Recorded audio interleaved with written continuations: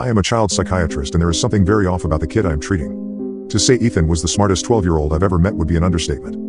According to his school records, his first stroke of genius hit around the time he was in second grade when he multiplied 3-digit numbers in his head while the other kids were just learning to add using their fingers. He has always been fascinated by mathematics, particularly probability, which wasn't even covered in the syllabus yet. His teacher immediately requested Ethan's parents to consider him skipping a few grades, maybe even take a few tests to see if he was a genius. The Joneses were against that idea completely. They just thought it would be too much work in their already hectic life.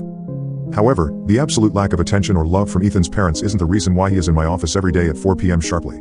Frankly, I don't think that bothers him. He's not all too popular in school either, considering no kids wants to be friends with a know-it-all that could predict the outcome of Monopoly with the help of some probability. That's not what we're addressing here either. Ethan has been sent to me because he was the only one present at the crime scene when his 19-year-old babysitter Kristen was brutally murdered by the serial killer who had escaped from jail a couple of weeks ago and was on a killing spree. Well, he wasn't exactly a witness because while Kristen's head was being badgered with a hammer, Ethan was too busy counting the tiles on the bathroom floor. It was unfortunate really, but fate would have it that Kristen met the pattern of this rogue killer's previous victims.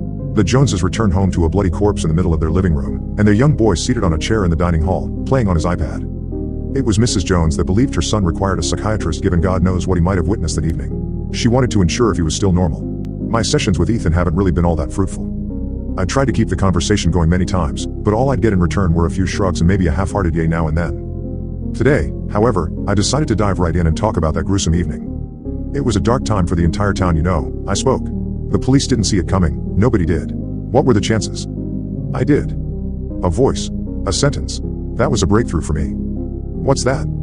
I had seen the man come to our house and stare every evening for a week. Ethan spoke.